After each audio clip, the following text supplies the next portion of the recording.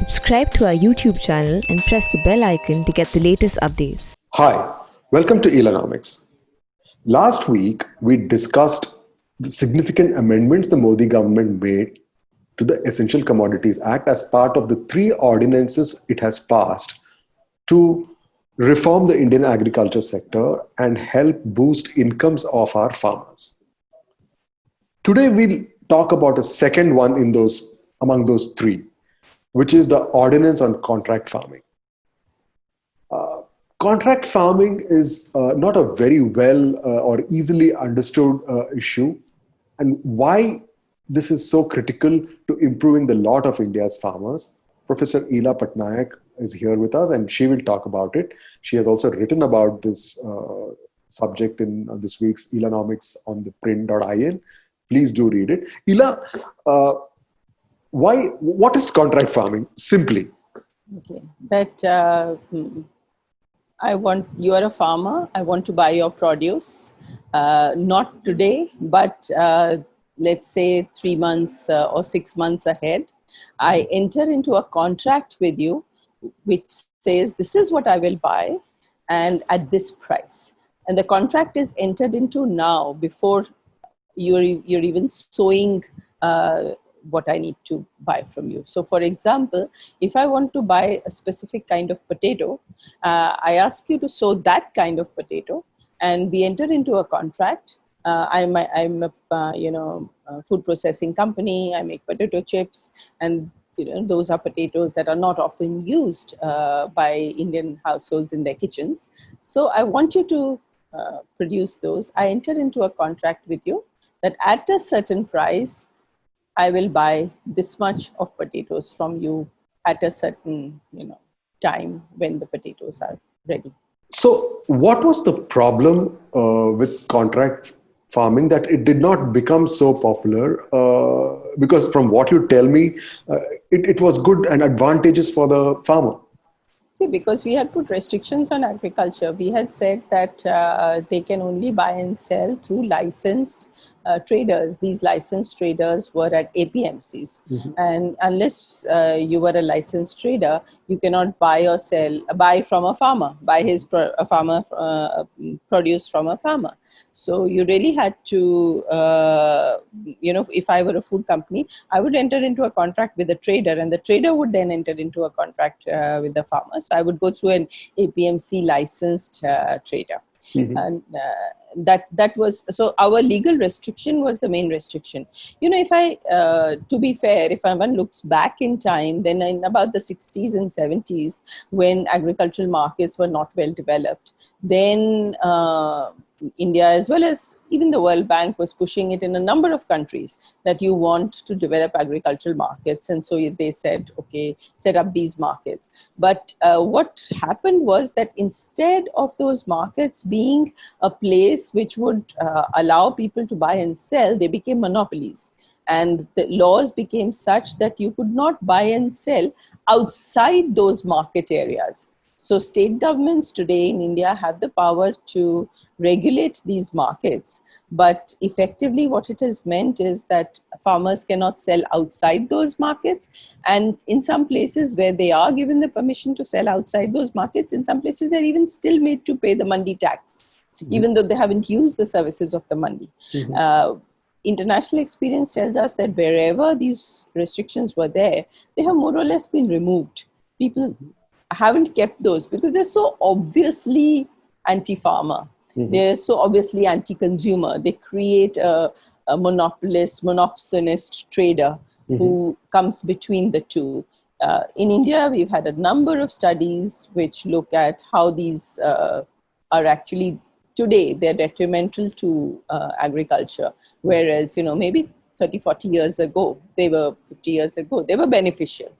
So that's the reason why we needed to change these laws. And I think now that an ordinance has been brought in, one is optimistic that the government will go on this path, and then this will get enacted as law of parliament. The measures in this ordinance, Ela, as I was reading your piece, they're quite sweeping. The amount of reform it's trying to bring in is quite sweeping and unprecedented for the sector. Absolutely. Absolutely. So a couple of years ago, there was a model act that was brought in by the Agricultural Ministry, which was discussed. I think it had been prepared by Niti Aayog, and they hadn't gone so far. They had still kept restrictions and some controls, and the act is available on the Agricultural Ministry's website. Those interested can have a look. But I think so. My colleague, who's my co-author, Shubho Roy, who's written this piece with me, he's a law graduate, and he went in great detail into that model law as well as what has been proposed, and found that actually that had a lot of restrictions. And fortunately, what the government has done is not kept those restrictions and made this very, very, compared to anything that we would have expected, because it's going in one sweep. It's going ahead and removing restrictions and allowing contract farming, and you don't have to go through APMCs. And I think that's it's a big step. But do you foresee any hurdles or difficulties or challenges in implementing this on the ground? Because the word of the law is one thing, but when it comes to action on the ground, would it translate easily?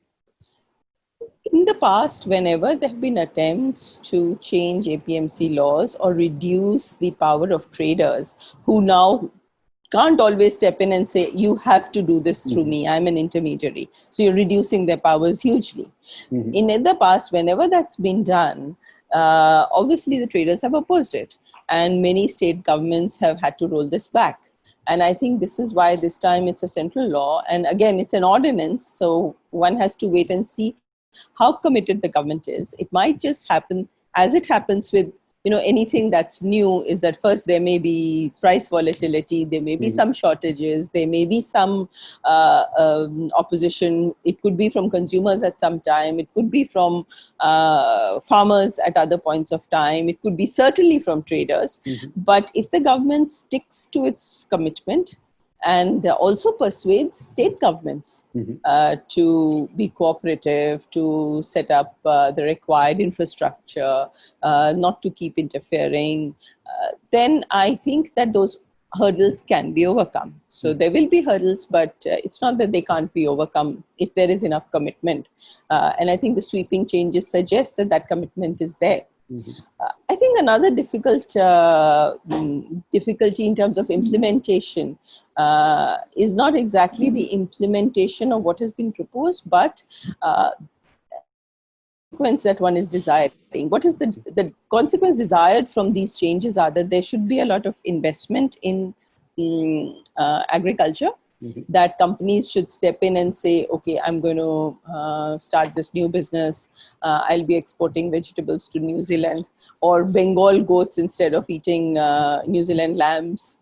So things that today within the country, we don't have access to produce from other parts of the country. So if businesses are going to feel confident to invest in agriculture and in such trade and in such produce, there should be a very firm commitment exhibited by the government that it will not be going back to the bad old days of what we saw in the last 70 years.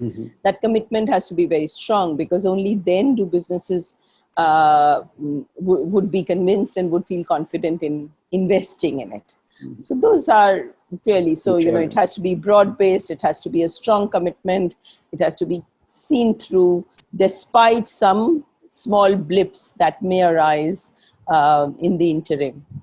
Overall, just to complete this, I think there needs to be far more of an appreciation and maybe advocacy in terms of what has been seen to be the international effects and in other countries of removal of such restrictions.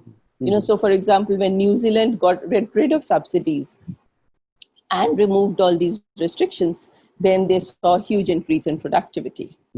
So other countries as well, South Africa, many other countries which had restrictions saw the increases in productivity. So, I think government talking about those, Niti Aayog talking about those, talking to state governments, kind of, saying, let's hang in there. There may be some hurdles, but let's hang in there. It's important. So it's not like, there weren't other countries which were in the same boat as India. But I hate to spoil the mood and the party a little bit by talking about the potential for government interference even here, because it seems like the government has left some backdoor allowed to enter and spoil the mood or spoil the party or interfere. What are your worries there? So one is that dispute resolution has to go to the SDM, the sub-district magistrate. That's an arm of the government. I mean, he's an employee of the government, not to an independent judiciary. Very often, procedures are not kind of judicial procedures where one has more certainty, which are followed in a judiciary, and a judicial process won't be followed. So if I have a conflict with the Kesar mangoes trader in Gujarat, I may be a little reluctant of going there, going to the subdivisional magistrate, going through the process. So I think dispute resolution has to be not with an arm of the government, because there's a conflict of interest. The second thing that we noticed was that the government can interfere suo motu in a contract where the two parties, the farmer and the buyer, are not complaining. The government can still interfere suo motu. Now, it's not very clear what the intent of this was. So either it has to be in some very exceptional circumstances, and the government should make those circumstances very clear, or it should not be there. After 70 years of government constantly interfering in agriculture, this is perhaps a time, swing to the other extreme. If there are problems, they can be addressed. Amendments can always be brought in later. Those problems can be addressed. But it is very, very important that at this stage, to give confidence to the private sector, to the farmer, to companies, that the government has no intention of going back to the bad old days and interfering in agricultural markets the way it has been interfering for so many years. And so maybe it's a time, to really plug those loopholes right away when it is tabled in Parliament as to be enacted as laws. And then later, I would say if problems arise, we can keep solving those and show our commitment. It almost feels like, Ela, a protective parent or possessive parent, unwilling to let go of something it has been caring for so many decades. But still, like we say, it's a fundamental shift in how agriculture has been dealt with, and farmers have been dealt with, and we must give credit where it is due. Thank you for watching this episode of Elanomics. We will be back next week with the third part of the big agriculture reform by this government, and we will talk about it in detail next week. So please do keep watching us. And I would also like to repeat our appeal for subscriptions. If you believe in good journalism, in what we write, in what we shoot and show you on video, please do subscribe to The Print. The link is on theprint.in/contribute. And I would like to thank all our readers and viewers who have contributed and supported and subscribed to our website and our content. Thank you so much. Please do keep watching and come back next week again. Thank you.